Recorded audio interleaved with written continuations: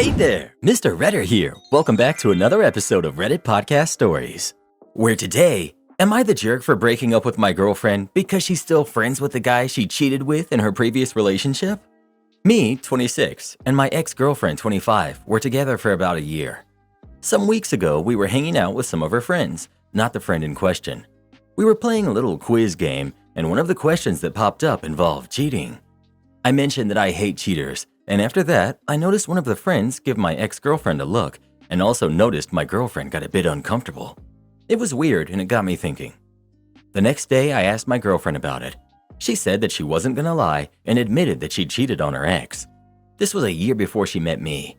I felt upset about it because she's never mentioned it before, and I asked her what happened. She mentioned that one time she got drunk and hooked up with her friend. Let's call him B. B is a former friend with benefits of hers, and they still hang out regularly.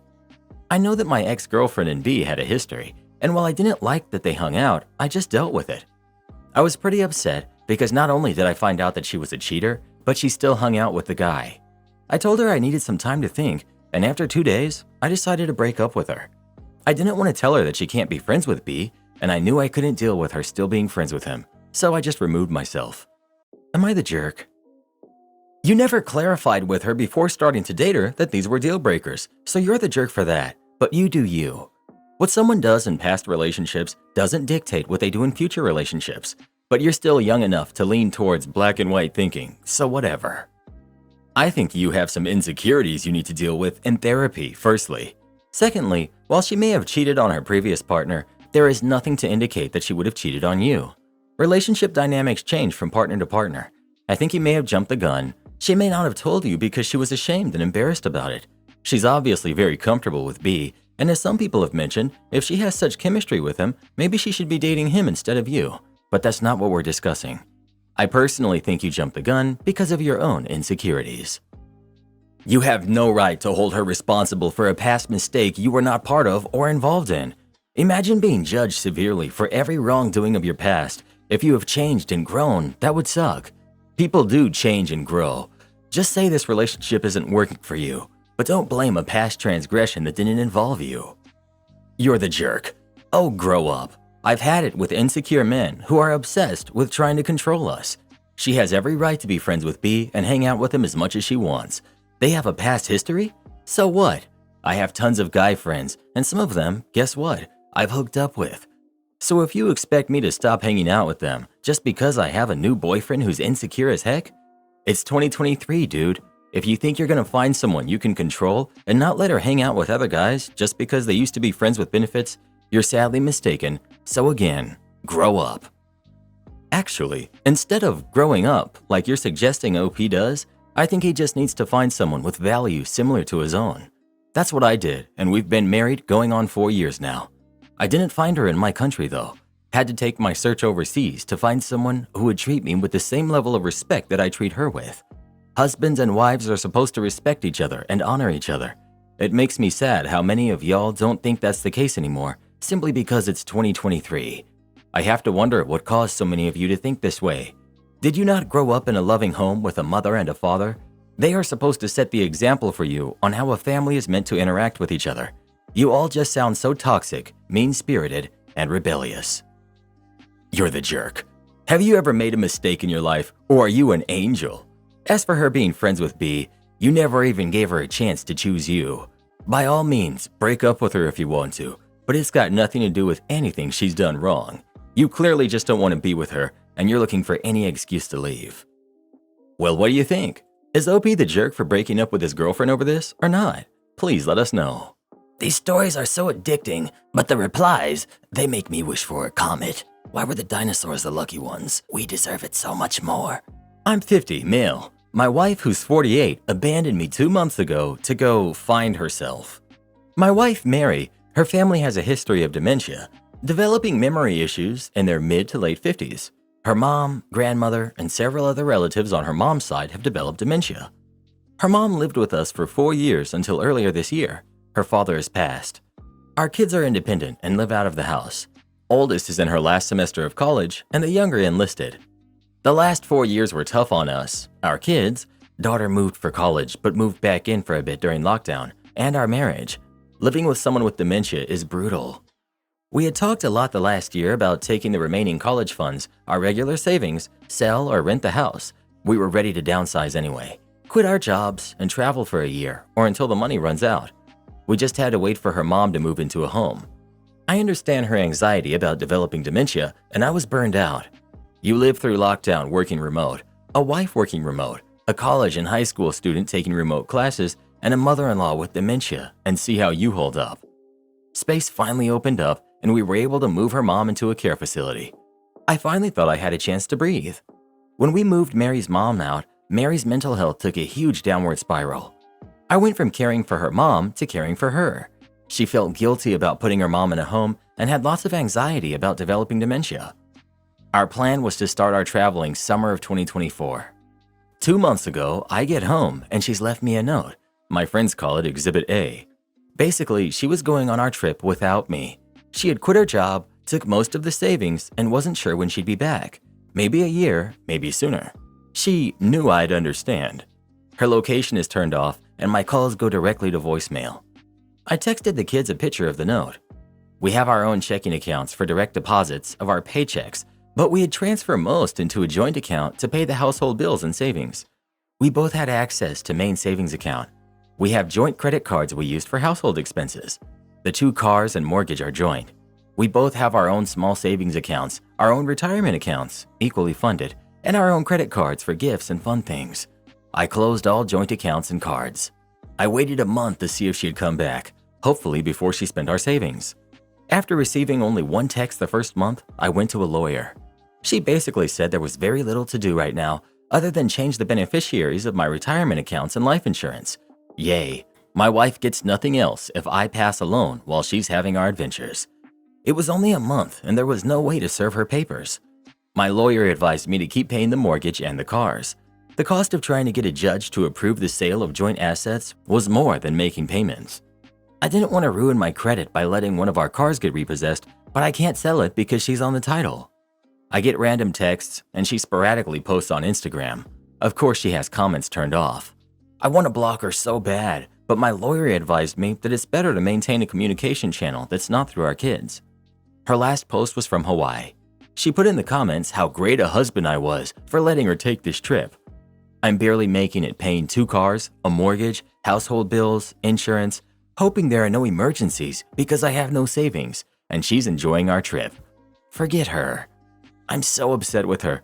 I helped take care of her mom for 4 years and her when she fell apart after her mom moved into a memory care home, and she returns the favor by abandoning me? I'll never get to take this trip and have to put off retirement. My only solace is the kids are upset with her, but they'll probably forgive her eventually. Double forget her. I'm no fool. She's hooking up with guys. She looks good. She'll have zero problem getting men. I texted her and asked her if she was cheating on me. A week later, she responded that she wasn't. Sure.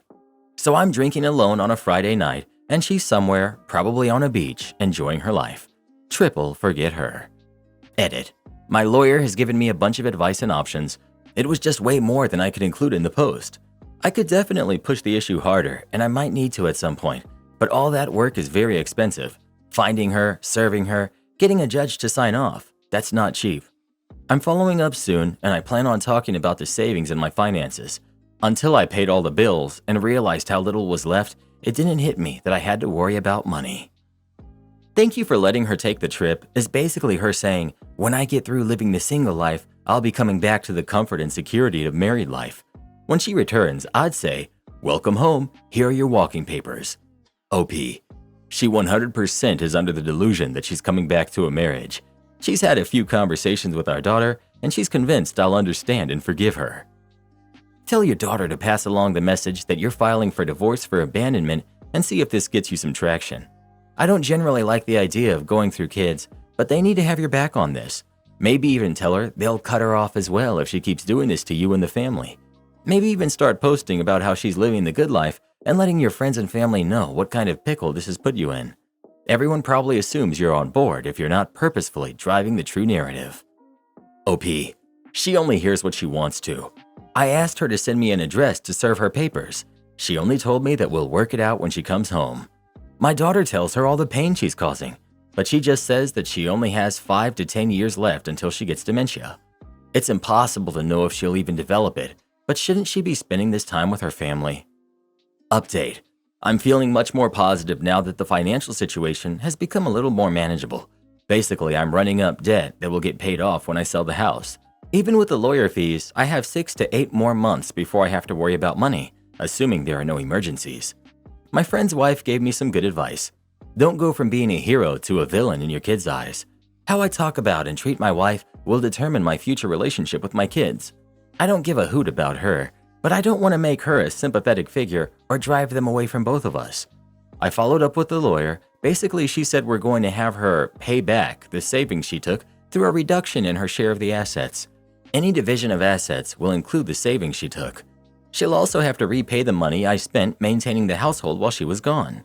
There's plenty of equity in her share of the house and her retirement plans to cover that. She said that our finances are so intertwined after nearly 25 years of marriage, my wife is going to get some share of the assets. Best case is she agrees to the terms of the divorce and it's relatively cheap and quick. Otherwise, it gets complicated and expensive. She gave me a lot of options on how much I can expect to spend, so I decided to just mostly wait.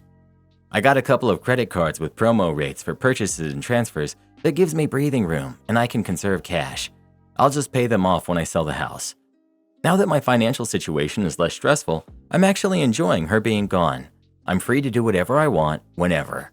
I don't have to cook or clean or take care of anyone. The house is quiet for the first time I can remember. I loved my wife, but her mental health weighed down our marriage. On balance, it was worth it until now. The first month or so, I expected her to be there whenever I'd get home. When someone was at the door or if I heard noises, I would think it was her. I'd check the doorbell cam obsessively. I'm not looking forward to her returning. It has to happen, but when she comes back, I'll have to deal with her. The divorce, getting the house ready to sell, dividing our stuff, finding a new place to live. I'm hoping she'll stay away until after New Year's, but my daughter said she thinks her mom will be home for Christmas, either to stay or visit. My lawyer will have papers ready to serve her. Hopefully, she'll just agree to the terms and continue her travels. I am infuriated on your behalf. The audacity of, my husband is so great for letting me take this trip. The petty in me hopes she'll be home for Thanksgiving because I want her world to explode. OP. She's told her family she won't be home for Thanksgiving. Nobody told her my daughter and I are spending Thanksgiving with her family though. She can see the post of us having a good time without her. Please change the locks on your house so she can't just waltz back in while you are out one day. I'm so angry for you. I've been married for 23 years, and if my husband did this to me, God help anyone between me and him. OP. She left her keys. I changed the code on the security system, the passphrase, and the password. I also found a new hiding place for the emergency key we had in the backyard. So she's just going to blow through all the money and then assumes you'll take her back and care for her when dementia hits her? OP. That seems to be her plan, but it's not mine. Am I the jerk for walking my daughter down the aisle when my husband has been her stepdad since she was 10? I lost my first husband when my daughter, Calla, who's 24 now, and Hawthorne, who's 26, were only 6 and 8 years old. I remarried 4 years later. I met my husband a year after losing my late husband. We were friends for several months, dated some, stronger feelings developed, and I introduced him to the kids to see how they would get along. We halted for a year while my kids and I did some therapy because their reaction to my husband was strongly negative, because they didn't want to replace their dad. But once therapy was ongoing, they were doing better. From there, things moved faster, but the kids were on board for things to move on. They were clear, however, that my husband was not going to be filling the role of a dad in their lives. My husband said he was fine with that as long as he was respected and they could work towards being a caring family. Calla and I were always close, but she was a real daddy's girl. Losing her dad was extremely tough on her. She did form a nice relationship with my husband, but it comes nowhere close to the bond she had with her dad. From the age of 12, she and I became much closer. I think my parenting style, as well as my willingness to talk about her dad, even after I remarried, made me someone she felt she could be open with. She was 15 when she told me if she ever got married, she would want me to walk her down the aisle and for us to do a mother-daughter dance instead of a father-daughter dance. I told her we could dance to the song her dad used to sing to her. She said she loved the idea. Even though she seemed to mean it, I always assumed things would change when she got older. I figured she would choose to walk alone, or for her brother to walk her down the aisle, or with her husband. but when she got engaged 3 weeks ago, she asked me right away. She brought up our past conversation and told me she wanted exactly that. I told her I would be honored. We cried tears of joy together. I told her that her dad would be so proud. My husband took the news in a way I did not expect. His first question was whether I suggested she ask both of us to do it, and I told him no. Then he asked if she ever considered asking him, and I said I could not answer that for her. He asked me if I thought of him when I said yes. He asked whether I gave any thought to all he has done for Kala, for both kids, and the fact he's still not looked upon as a fatherly figure after all of these years. I told him I did not think of him when asked because I was overjoyed. He told me I should have given him a lot more consideration and I should have tried to compromise with my daughter. I thought he would change his stance, but now 3 weeks in and he feels that I was wrong.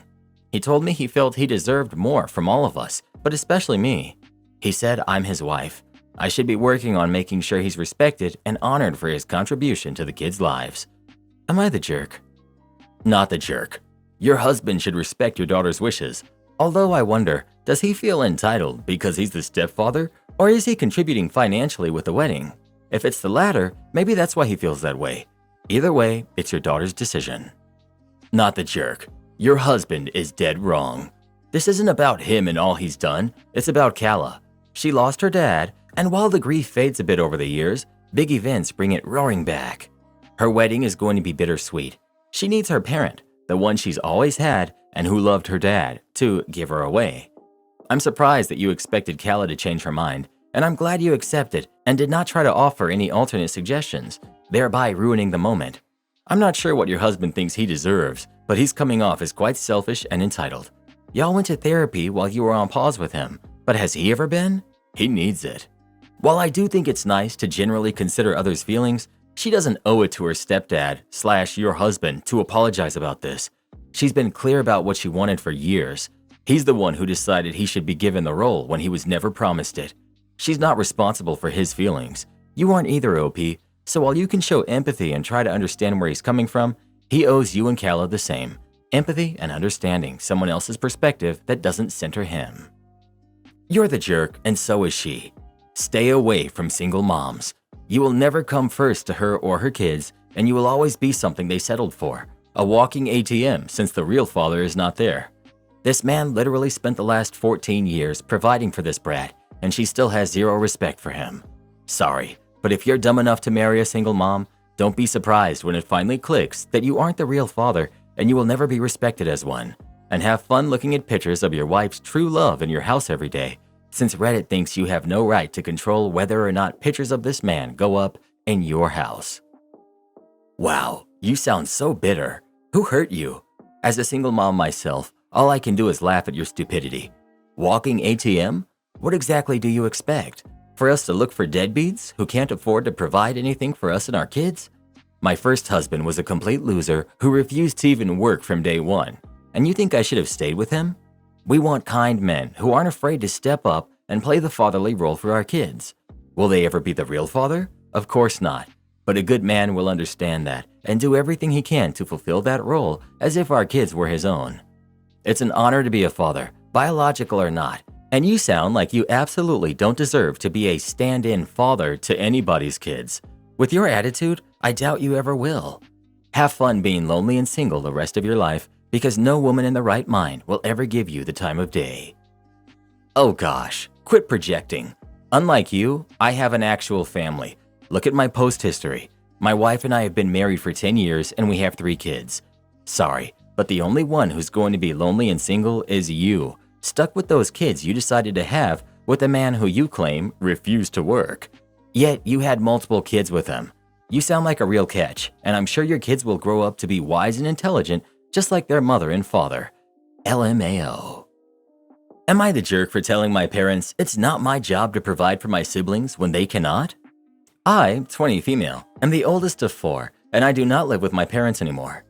Our relationship is not good either.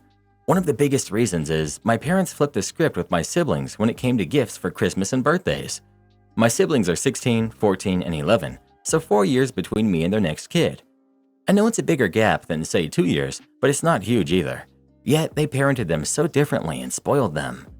For me, gifts were needs and not wants, and I was told I should be appreciative of having food in my belly, a roof over my head, and clothes on my back. If I asked for something I wanted, they would tell me I didn't need it. I didn't need a doll. I didn't need art supplies. I didn't need a toy kitchen. They never ever said that to my siblings. They would get dolls, action figures, bikes, trampolines, paint sets, jewelry, all kinds of fun toys. They also got cell phones and tablets when they got older. I normally got clothes. Sometimes I would get cheap, basic hygiene products, body wash and stuff. My parents made it a huge point to nip it in the bud when I was upset with my underwhelming gifts, especially when my siblings came along. They told me that they were babies, they were little, etc., but that energy was never there for me. I do resent it. Yeah, I had all the basics, but my siblings had so much more than that. My siblings are also very spoiled and entitled because of it. My sister, who's 16, used to bug me and get frustrated with me for not having nice stuff that she could borrow. She asked me once what was the point in having a sister if she couldn't raid my closet. I told her it wasn't my fault our parents didn't buy me nice stuff like her. She laughed and told me that's what being the oldest means. My brothers would tell me to buy them stuff and say they got pocket money, so I did too. But I never got pocket money. When I explained that I didn't get it, it would end up with them saying I was a baby. I moved out of my parents' house and in with my aunts. I stayed with them for several months when I started college, and now I share an apartment with some friends while we all attend college. I also work. My parents have fallen on hard times now, and right before Christmas. They told me they don't have the money to get my siblings what they want for Christmas, and told me I need to let them borrow money or buy the gifts on their behalf, and they would pay me back. I told them it's not my job to provide for my siblings when they can't. They argued that my siblings would be disappointed to get nothing from their wish list. I told them they don't need nice gifts. They only need clothes and food and a roof over their heads, and they have all that. My parents said I'm a terrible big sister. Am I the jerk? Not the jerk. First and foremost, it's not your responsibility to provide for your siblings. As you said, they have everything they need, along with nice things they already have. It's your parents' fault for raising your siblings in a way that they will be unhappy if they don't get things from their wish list. Not that gift giving should be about getting credit, but because you'd be helping pay for the gifts, it's not like you'll be getting any of the credit either. If they're only able to get a couple of gifts they want, you're not going to get any credit for helping out to make that happen. In fact, your parents are already using this as a way to guilt trip you, so if someone complains, I have no doubt they'll use you as a scapegoat. My jeweler husband won't give me jewelry for gifts. Am I the jerk for getting them myself? My spouse and I are both jewelers. You'd think this would make gift giving easy. Wrong. For the past 5 or 6 months, I've been asking my spouse for a very specific necklace for my birthday and the holidays. I showed him photos, gave him the designer's contact info. Every time he'd ask, "What do you want for your birthday?" I'd say, "That one necklace." Well, the day is almost here. Husband has zero plans made for anything, and as for the necklace, he informed me he doesn't feel it makes an appropriate 50th birthday gift. What? We are literally jewelers. We make a living selling jewelry to be given as gifts. This is literally what we've done for decades. So it's appropriate for someone else, but just not me? That totally bizarre and bewildering statement aside, I got the necklace for myself after spouse confirmed he didn't buy it and didn't plan to. Now he's upset that I got it at all. He sneered when I told him I got it via trade. Remember, we're both jewelers, and he more or less scoffed. No congrats, no happy you finally got it, just a sneer and an eye roll. And a left-handed comment like, "I don't even know why you like that necklace so much. I don't get it." It's the designer's #1 seller, by the way. So, am I the jerk for getting it myself? He wasn't going to do it. He went so far as to say it was inappropriate as a gift. It's not. It's just a gold link chain, and I really truly did want it. Am I the jerk? Not the jerk. I can't imagine stating over and over what I want and essentially being ignored or belittled each time. He's made every excuse to not give it as a gift, and you finally responded correctly by buying it yourself. It very much seems that, for whatever reason, he wasn't going to give it to you and did not want you to have it. Honestly though, if your descriptions of his behavior is accurate, I'd wonder what's underlying this. It's strange behavior for a loving relationship, and it seems like something more is going on. If you want the marriage to be healthy and functional, I would think it's necessary to address the deeper issue. My ex would never get me what I asked for. I never gave specifics, just said and pointed at things and said, "That would be a great gift for me." He later told me that he never bought me flowers because I wanted them so much. Mean, awful man. Not the jerk. There was a ring I loved and had asked for it for Christmas from my boyfriend. The design name was my own name, and it had my favorite stone in it. It wasn't an engagement ring, and I had no interest in it being one, but he refused to buy it. So I went out and bought it myself. It's still my favorite piece of jewelry, and I still wear it nearly 10 years later. Best bit is that a couple of years ago, after we broke up, he saw me and commented about me still wearing his ring. I just laughed and reminded him that I'd bought it for myself. Not the jerk. It doesn't matter why you like the necklace. You wanted it for your birthday, and the fact he didn't get it for you and was a jerk about it says a lot. If he wasn't going to get you the only thing you asked, then what was he going to get you? Plus, if he wasn't going to give you what you wanted, then you can get it yourself. Like Ariana says, I want it, I got it. You're the jerk. Reading all these superficial comments makes me so happy that I'm married to a woman who's smart enough to see through the jewelry industry. We laugh at how much money people waste on that kind of stuff. Your husband probably understands the industry and knows what a scam it is. Crazy that even after working in it for so long, you're still blind to it. And to all of you complaining about your husbands not buying you diamonds, please do a bit of research into the blood diamond industry. This whole industry was created a long time ago to trick you and make massive profits off of your husband's money. Again, thank goodness I married a woman who is smarter and much more mature than all of you, and who doesn't cry when I buy her the wrong diamonds for Christmas. No wonder you take your husbands to the cleaners when you leave them. All you care about is consumerism. Well, who do you think is the jerk? OP or her husband? Please let us know. I know I'm probably the odd one out here, but I haven't cared about what someone got me as a gift since I was like 8 years old. Like as an adult, I don't even want gifts. I just want to spend time with people I love. If I want something, I'll buy it with my own money. Yeah, Karen, you're definitely the odd one out for feeling that way. On Reddit, that is. I had the best first date. Then he deleted his account. I, 27 female, had the most amazing date of my life last night in the 2 years I've started looking since being divorced. We were meeting at a Thai food restaurant. He showed up with a bouquet of flowers. No one has ever done that for me before. I was so shocked and it was so touching. The conversation was smooth and enjoyable. We both couldn't stop smiling. When we finished dinner, he asked if I would want to go and get ice cream. We both are sober, so drinks were out of the question, but neither of us wanted to say goodbye yet. We got ice cream at a local shop and then sat in my car listening to our favorite songs. We stayed there for 3 hours in the parking lot until midnight after they closed. We kissed and hugged a lot. It felt very natural. He gave me the best compliment and said he feels like I'm a very sweet human being and can tell that I'm genuine and caring. That compliment stood out to me since anyone can comment on looks, but it takes someone who's more invested to acknowledge parts of my personality. He asked to see me again on Friday, but then followed up by asking if he could see me today instead. I said absolutely. This morning I had a notification from my dating app, so I opened it up and saw that he had deleted his profile. I don't want to overthink or read into things, but is that typical? Should I ask him about it or just wait and see if he says something? Update. I ended up removing my first post because I was getting comments telling me that he was going to ghost me and it was a red flag. I got anxious and annoyed because we had a second date planned and that was just not true. It will not let me comment on my old post, so I'm sharing a new one instead. Yesterday, he picked me up since he lives close by. We went and got coffee and walked at a local train until it got dark. I invited him back to my place because I had baked a homemade bread and I wanted him to try it. He ended up telling me that he deleted his profile because he really wants to focus on me and feels hopeful about us.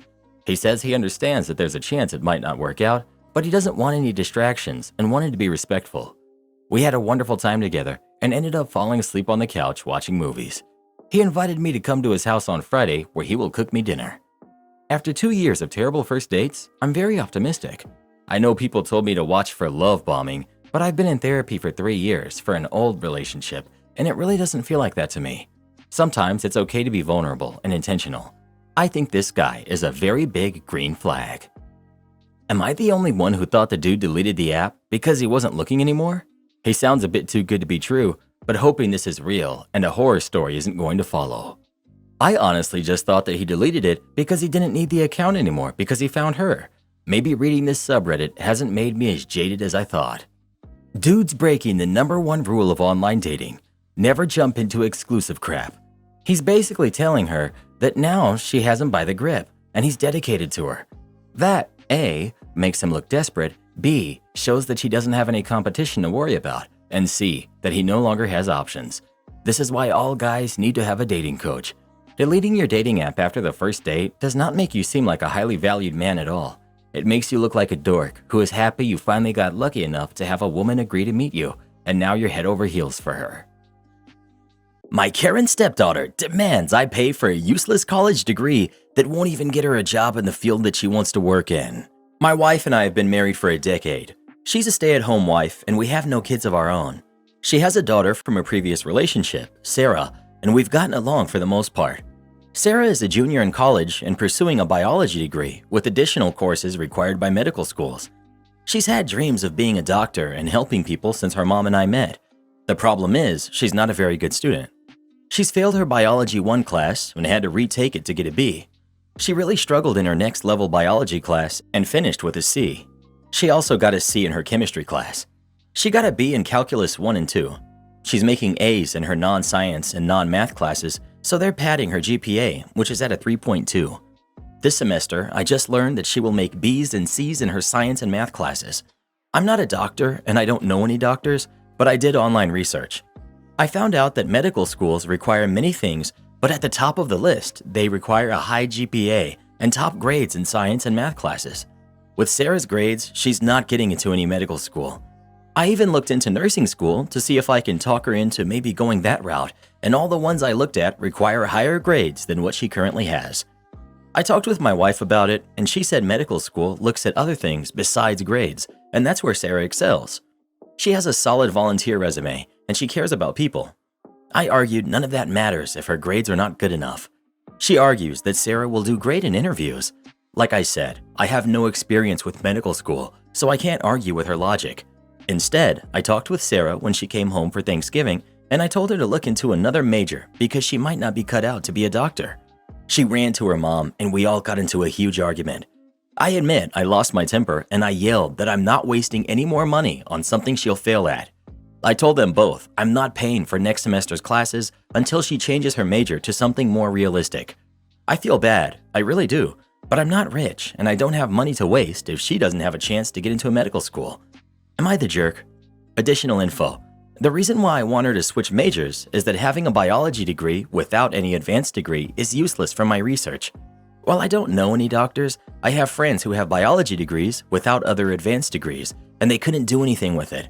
One had to go back to school for another degree, one works as an assistant manager at Lowe's, another has been a receptionist for 20 years. They all advised against getting just a biology degree. While these are all noble jobs, they didn't need to pay for a biology degree just to get these jobs. I'm still willing to pay for her degree if she switches to something that will allow her to get a good job. You're the jerk. You can pay for her undergrad even if you think she can't get into med school. The biology degree will still help her to get a job, whether it's as a doctor or not. I'd pay the 4 years if that's what you originally agreed to. I've heard stories of non-traditional routes to becoming a doctor.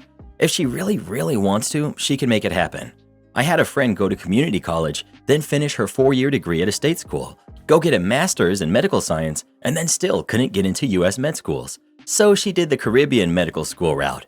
It's a harder path, but at the end of it, she's still going to be a doctor when she passes the boards and completes her residency.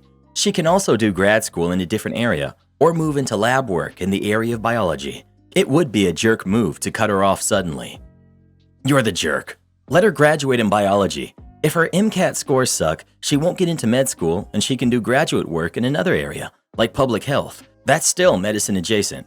She can also get a master's in education and teach high school biology. She can also work in a medical lab running samples. It sounds like with her grades, she won't get into med school, but she should still finish her undergraduate degree. Well, what would you do? Would you still pay for your stepdaughter's degree or not? Please let us know. Husband is trying to do our Thanksgiving meal himself this year and refuses my help. I cook Thanksgiving and Christmas dinners every year for my husband, his family, and our kid, and have for 16 years. I put a lot of love, planning, and effort into making it a really special day. This year, however, between work, parenting, and everything else, I'm tired and I don't want to cook Thanksgiving. I went to him and asked if we could just go to a nice restaurant instead. To my surprise, he said he'd handle it. However, even cooking a simple Thanksgiving meal requires forethought, like getting the frozen turkey in the fridge to defrost multiple days in advance. Now is the time to pick up some items. I don't know if he knows what he signed up for. I started asking when he was planning on doing his grocery run and what dishes he was planning to serve. He just dodged the question and said he'd handle it. He has a habit of underestimating tasks and rushing last minute. I finally was like, look, why don't we work together and start planning? He admitted he was only going to cook a simple meal of turkey breast, mashed potatoes, and broccoli. That's it. Basically, I said that's not actually a special holiday dinner, and I wouldn't have agreed to that had I known what he meant. I said I'd be happy to work together and balance simple things like he wants to, and special like I want. I suggested turkey, potatoes, packet gravy, box stuffing, pre-made mac and cheese, canned cranberry sauce, broccoli, rolls, and a store-made pie. He got really defensive and made it about him versus me, very black and white. Your way or my way. His offer isn't good enough to me. I'm just trying to get my way. When I explained no, that's not what I meant, he insisted that I did. I can't imagine family showing up and being served a very simple meal like that. It's just bad holiday hosting. Maybe coordinating a potluck would be okay, but he wasn't doing that. We already committed to hosting them. Am I the jerk?